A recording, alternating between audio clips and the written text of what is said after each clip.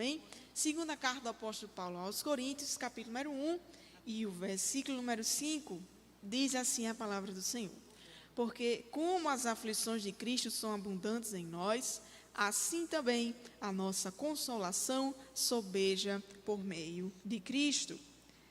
A igreja em Corinto era uma igreja que tinha muitas dificuldades naquilo que diz respeito em servir ao Senhor. Era um povo que tinha dificuldades em virtude de onde estavam localizados, pois a cidade de Corinto era uma cidade que tinha como uma característica muito acentuada a prostituição, a promiscuidade, diversas coisas que não provinham do Senhor. Sofriam internamente também com problemas de divisões e diversas coisas. E tinha também aqueles que tentavam misturar a lei com a graça, eram esses os judaizantes. Então ali havia pessoas que acabavam muitas vezes até ferindo a autoridade do apóstolo Paulo. E então ele, na expectativa e no intuito de ratificar, de afirmar, de confirmar o seu ministério e o seu chamado, e na intenção de dizer que realmente era alguém que estava na direção do Senhor, naquilo que ensinava, naquilo que pregava e naquilo que fazia, ele escreve esta segunda carta aos Coríntios e faz dela uma de suas mais pessoais, pois nela ele fala muito a respeito das tribulações que sofre por amor ao nome de Jesus. E quando o assunto é tribulações, há adversidades por amor ao nome de Jesus, sofrimentos em virtude do ministério e do chamado. Paulo era alguém que tinha toda a propriedade de assim o fazer, pois era alguém que realmente enfrentava tantas dificuldades, prisões, açoites, perseguições, necessidades. E é tanto que, escrevendo à igreja em Galácia, ele vai dizer: olha, ninguém me inquiete, ninguém me importune, porque eu trago no meu corpo as marcas de Cristo Jesus. Então Paulo se utiliza do testemunho das tribulações e dos sofrimentos que enfrenta por amor ao nome de Jesus, na tentativa de afirmar o seu ministério. E quando ele diz, a exemplo, à igreja em Galácia, que ninguém o inquiete, ninguém o importune, porque ele traz no seu corpo as marcas de Cristo Jesus, essas marcas se referiam a essas dificuldades que ele enfrentava. E naquele tempo a que Paulo escrevia, era comum que quem adorasse ou servisse alguém trouxesse em seu corpo marcas que falasse do seu orgulho de assim o fazer. A exemplo disso, o escravo. Em outro momento, Paulo vai até dizer que é um escravo do Senhor Jesus Cristo. E o que é que acontecia? Quando o escravo servia ao seu senhor determinado tempo, e cumpria-se aquele tempo de servidão obrigatória, se porventura aquele escravo revelasse em seu coração o desejo de continuar servindo ao seu senhor, embora não tivesse mais a obrigação de assim o fazer, o seu senhor marcava-lhe a orelha, para que todos soubessem que aquele escravo não tinha a obrigação de ali estar, mas ali estava servindo por prazer em servir ao seu senhor. E nesta manhã nós estamos aqui e certamente temos diversos motivos para parar, para desistir, para abrir mão daquilo que o Senhor nos confiou, para abrir mão de onde o Senhor nos colocou, porque nem sempre é bom, talvez muitas vezes seja adverso, mas ainda assim estamos. E estamos porque há um motivo que sobrepõe todos esses outros. E que motivo é esse? É o motivo de que há em nós prazer, é o motivo de que há em nós alegria, é o motivo de que há em nós satisfação em servir ao Senhor. E nós precisamos desse prazer de modo que ele independa de qualquer tipo de circunstância, porque tem muita gente que quer condicionar o seu prazer em servir, que quer condicionar o seu prazer no Senhor. E isso não pode, isso não traz benefício para a nossa vida. Porque se a gente for condicionar este prazer, esta alegria em como estamos, aonde estamos, em o que Deus pode dar, em o que Deus pode fazer, a gente não vai ter êxito nunca. Se você for esperar para ser feliz, dependendo daquilo que Deus pode fazer, aonde Ele te colocar, você não vai ser feliz nunca. Porque a vida com Deus não é sobre estar, a vida com Deus é sobre ser.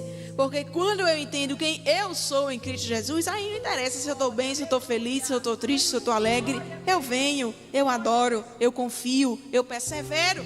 Porque eu preciso disso para transpor as lutas. Eu preciso disso para transpor as dificuldades. Foi isso que aconteceu com o profeta Abacuque.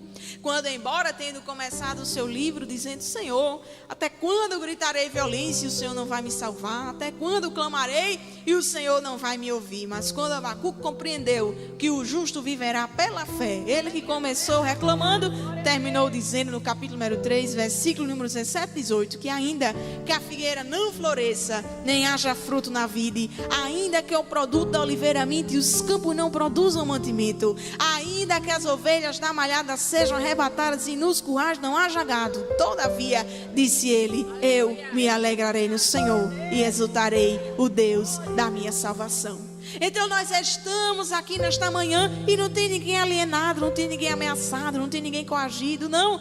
Nós estamos aqui porque há em nosso prazer em servir ao Senhor. Tem luta, tem dificuldade, tem com certeza. Mas em tudo isso, nós precisamos guardar em nossos corações que, em primeiro lugar, nas nossas tribulações, o Senhor está no controle de todas elas. Deus é o Deus que está no controle das nossas tribulações. Porque se a gente observar o versículo número 1 do capítulo que nós lemos, Paulo disse que está escrevendo a igreja de Deus. Nós estamos aqui, meus irmãos, e nós estamos na condição de pertencentes. Pertencentes a quem? Ao Senhor. Nós temos um dono e o nosso dono é o Senhor. Então aqui não tem ninguém ao léu, aqui não tem ninguém abandonado, aqui não tem ninguém à própria sorte. Nós estamos na condição de pertencentes ao Senhor. E uma vez que pertencemos a Ele, Ele está na condução do nosso caminho. Uma vez que pertencemos a Ele, Ele está guiando a nossa vida. Talvez você tenha vivido tempos de tantas dúvidas. Nós estamos aqui, quantas perguntas não respondidas, quantas indagações, quantas coisas ainda não esclarecidas, quantas coisas que Deus não pode ainda te dizer, que Deus não pode ainda te revelar. E aí você fica com aquele sentimento: meu Deus, para onde eu estou indo? Senhor, o que vai ser de mim? Mas eu quero lhe dizer que no seu amanhã o Senhor já está. Oh, bendito seja o nome do Senhor Jesus. E o profeta Isaías, profetizando, disse que nós somos como a flecha polida, guardada na aljava do arqueiro. Eu não sei em que tempo você está, se você está sendo polido, se você está sendo lixado, como é que está acontecendo. Oh, mas eu quero lhe dizer que quando o arqueiro por excelência determinar o momento de te tirar da aljava, porque às vezes também é tempo de ficar escondido, mas quando o Senhor decide nos tirar da sua aljava para nos lançar ao alvo que Ele determinou para a nossa vida, não tem empecilho, não tem vento, não tem tempestade, não tem nada que nos impeça de chegar aonde o Senhor determinou.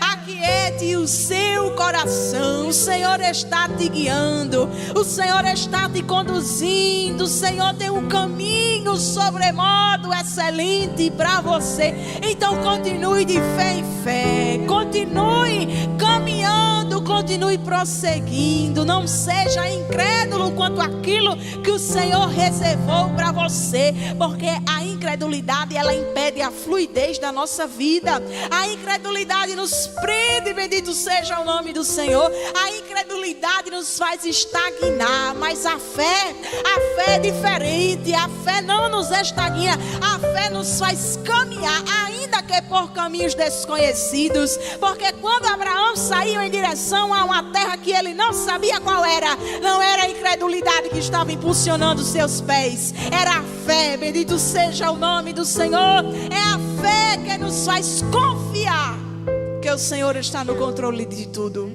que o Senhor está nos guiando, que o Senhor está preparando tudo ao nosso respeito, porque Ele é o Deus que está no controle da nossa vida.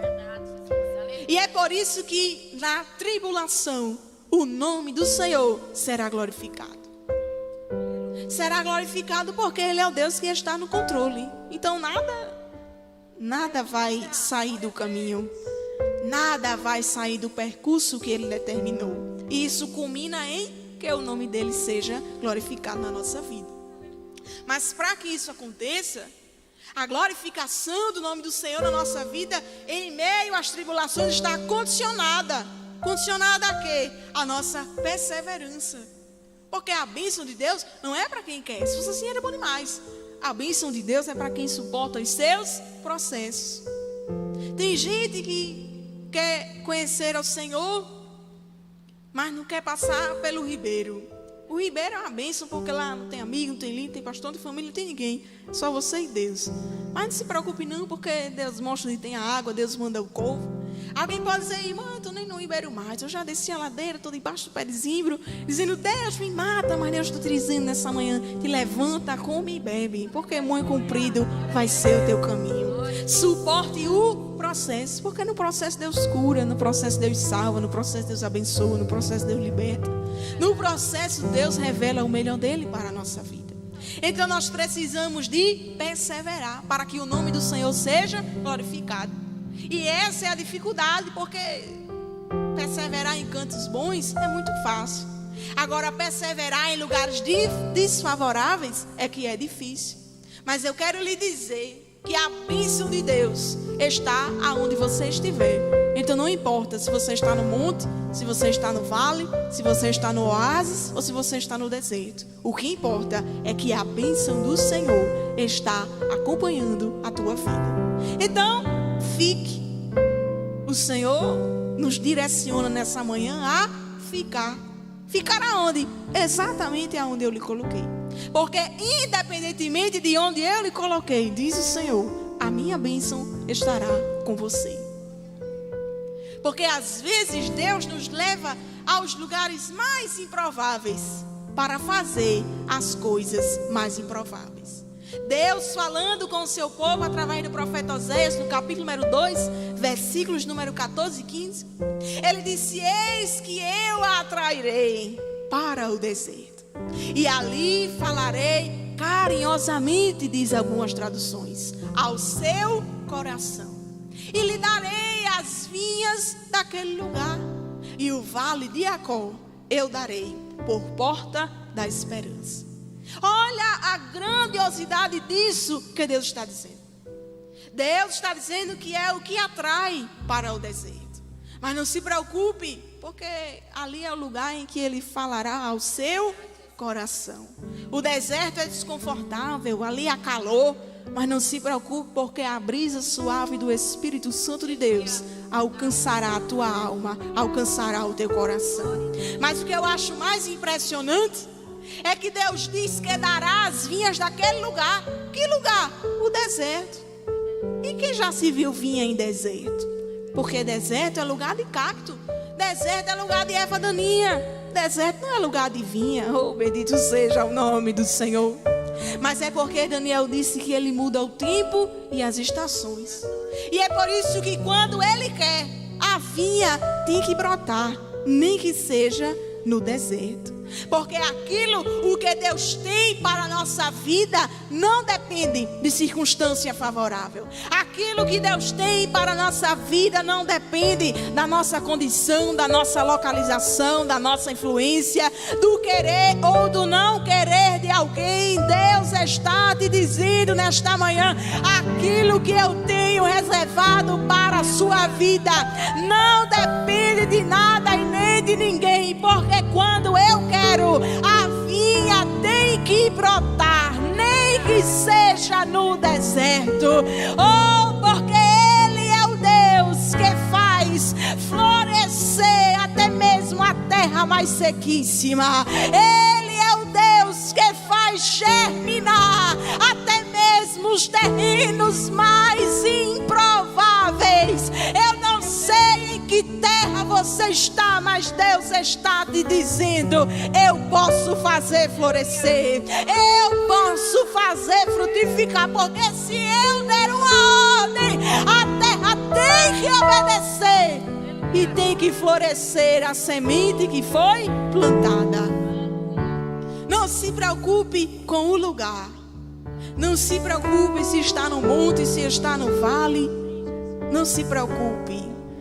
Porque Isaías disse no capítulo 58, versículo número 11, que o Senhor te guiará continuamente Ele fartará a tua alma até nos lugares secos, fortificará os teus ossos, e tu serás como um jardim regado e como um manancial, cuja as águas nunca faltam.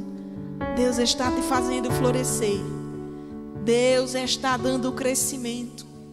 Deus está fazendo germinar. Oh, bendito seja o nome do Senhor. Deus está dando condição a esta terra para que o nome dele seja glorificado na tua vida. Então aquiete o seu coração, porque Deus é o Deus que glorifica o nome dele em meio às nossas dificuldades. Irmã, e como é que vai ser isso? Como é que vai acontecer? Como é que Deus vai glorificar o nome dele em meio às minhas tribulações? Deus faz isso porque na tribulação ele também é o nosso recurso. E esse é um ponto muito sensível nosso. A gente tem muita preocupação com o recurso, com o meio.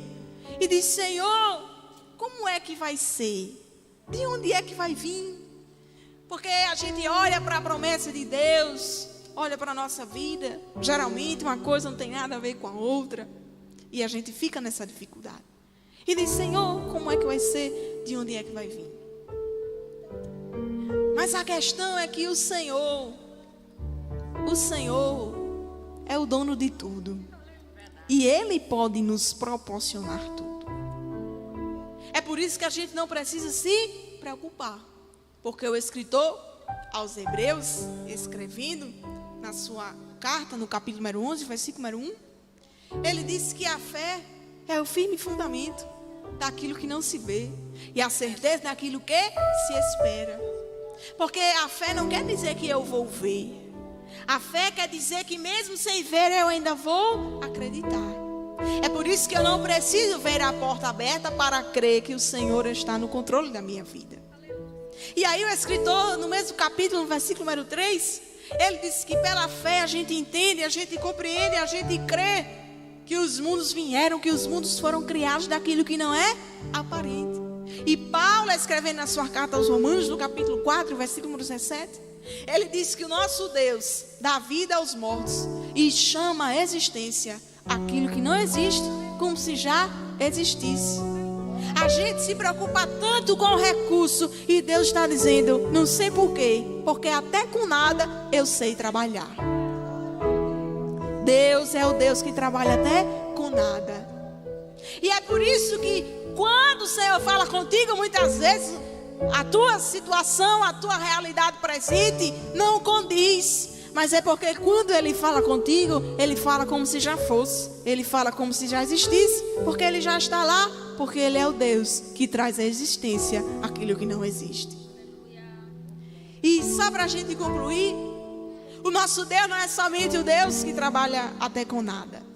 Quando o Senhor se apresentou a Moisés, lá no livro de Êxodo, capítulo número 3, e Ele falou a Moisés na incumbência que ele teria a partir daquele momento de se dirigir a Faraó, a fim de falar a respeito da libertação do povo de Deus. E Moisés disse: Senhor, e quando chegar lá, o que é que eu vou dizer? Quem é que eu vou estar representando? E o Senhor disse: Moisés, vá lá em Faraó e diga que o eu sou, o que sou, lhe mandou. Não tinha como num pequeno momento de sarça Moisés conhecer o Senhor, assim como ele conheceria em anos a fio de deserto. Aí Deus fez um resumo. Vê que coisa? Deus fez um resumo. Porque ele estava dizendo o seguinte: Moisés, você quer saber quem eu sou? Olhe, pois eu sou tudo aquilo que o meu povo precisa que eu seja. Eu sou tudo aquilo, Moisés, que o meu povo precisa que eu seja. Porque se o povo precisar de paz, eu sou Jeová Shalom. Se o povo precisar de vitória, eu sou Jeová Nissi, a tua bandeira. Se o povo precisar de providência, eu sou Jeová Jireh. Se o povo precisar de cura, seja física ou espiritual, eu sou Jeová Rafá, o Senhor que sabe. Se o povo precisar de paz, eu sou Jeová Shalom. Não precisa se sentir sozinho, porque eu sou Jeová Shammah, o Senhor presente. Não precisa se sentir abandonado, porque eu sou Jeová Raal, sou um pastor. Não precisa dizer nada a ninguém, porque eu sou Jeová Tistekenu, a tua justiça. Não precisa se preocupar com o faraó, seu carro, seu exército, seu cavalo, porque contigo está Jeová Sabaote, o Deus das hostes celestiais, o Senhor dos exércitos. Ai, mãe, uma besteira, porque Ele é o Shaddai, o Todo-Poderoso. Se Ele quiser abrir o mar, Ele abre. Se Ele não quiser, você caminha por cima das águas, mas do outro lado você chega. O Senhor está te perguntando nesta manhã: o que é que você quer? O que é que você precisa? O que é? O que é que você quer? O que é que você precisa que eu seja? Porque eu sou vida, paz, amor, Senhor, pastor, refúgio, fortaleza, baluarte forte, bondoso, amigo, pai dos órfãos, marido das viúvas, juiz, juízes. Ele é Senhor dos senhores, médico dos médicos, advogados, advogados, altíssimo, sublime, santo, salvador. Ele é mistério, terrível, poderoso, justiça, leão da tribo de Judá, o fogo consumidor, o bom samaritano, o lírio dos vales, o rabi da Galileia, a estrela da manhã. Ele é o eu sou que sou, o alfa, o ômega, o princípio, o fio que há de vir, o rei dos zeus, o sacerdote real, a pedra de esquina, o quarto homem da fornalha de fogo. Ele é o oleiro, ele é Davi, ele é o que tem a chave que abre e ninguém fecha, porque também quando ele fecha não tem quem abra. Ele empobrece, ele enriquece, ele dá vida, tira a vida, chama as estrelas pelo nome, sabe quantos fios de cabelo tem na tua cabeça. E é por isso que nesta manhã ele é digno de honra, ele é digno de glória, ele é digno de louvor. Oh, comece a adorá-lo, comece a bendizê-lo, comece a se alegrar, porque nesta tribulação ele te assegura que está no controle, que será glorificado e que será tudo aquilo que você precisa que ele seja. Se você precisa de graça, receba a graça. Se você precisa de força, receba a força. Se você precisa de ânimo, receba ânimo. Se você precisa de saúde física ou espiritual, receba nesta manhã. Há um renovo de Deus sobre nós aqui neste lugar. Oh, quantos crentes batidos, quantos crentes provados, quantos crentes experimentados em tantas tribulações. Oh, são muitas, não são poucas. Paulo disse que sobeja, mas da mesma forma também transborda, transborda, transborda a consolação de Cristo na nossa vida. Tem consolo, tem graça, tem paz, tem virtude, tem unção, tem abraço de Deus para a tua alma. Na tua tribulação, há controle de Deus, a glorificação do nome de Deus, e há também recurso da parte de Deus. Que Deus vos abençoe.